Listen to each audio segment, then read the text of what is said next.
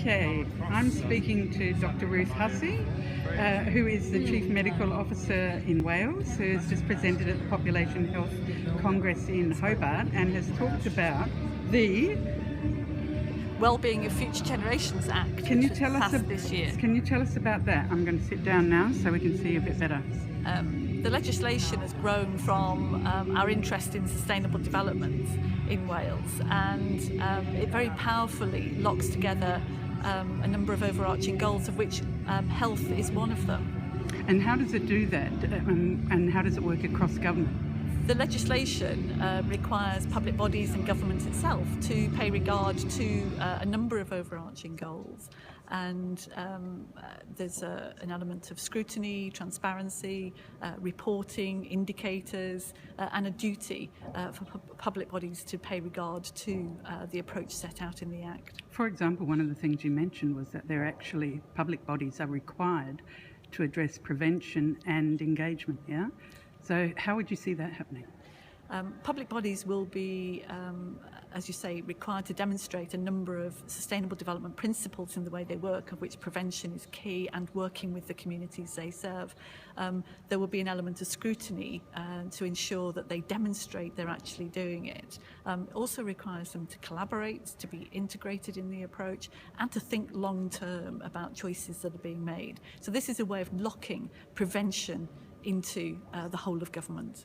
So an interesting thing was that you opened up your speech saying that Wales has been, I just lost it all.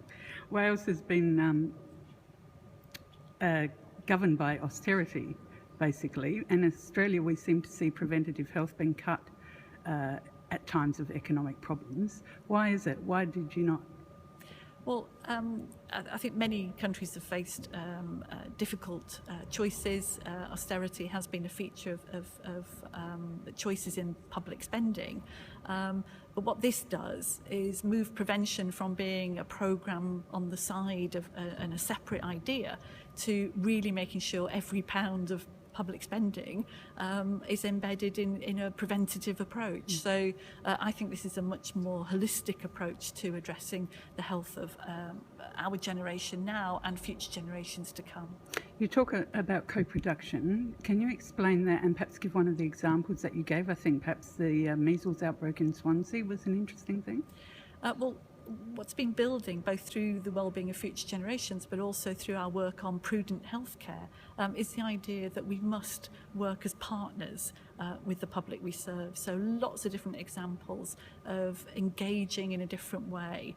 The measles outbreak I talked about was really an example of very rapidly connecting with a key community to ensure that both information was transmitted to for them to make choices, but also the concerns were fed back, and so there was an engagement process that underpinned. So my point was co-production works in rapid situations like that, but also for the long term too.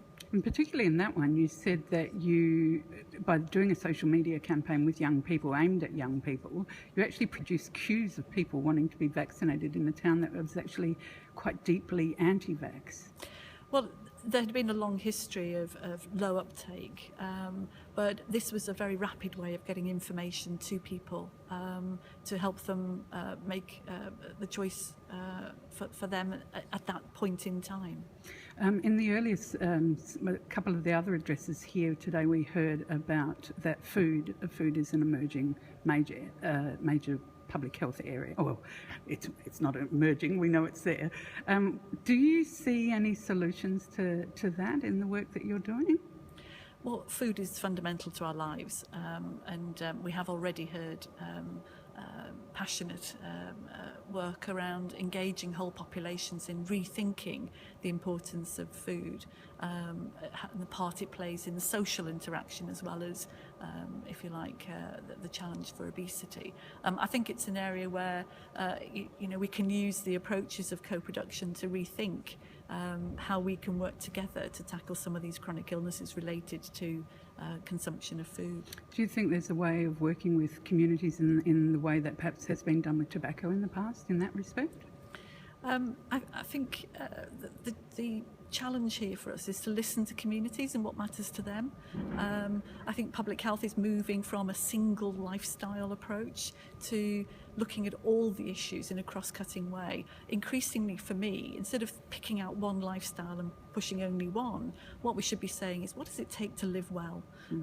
What are the package of lifestyle issues? We know from research in Wales, the Caerphilly study, which showed that if you do all the healthy lifestyle things, the rate of diabetes and dementia is probably about 50% less compared to those who do none of the healthy lifestyle things. So rather than trying to campaign on individual issues, I think the challenge now is to work with communities on being well. You announced, I think, a couple of days ago that you're retiring. What will you look back on as your major achievements, and where do you see the big gaps that still remain? I've had a fantastic time, and I will continue to do so until I retire next year.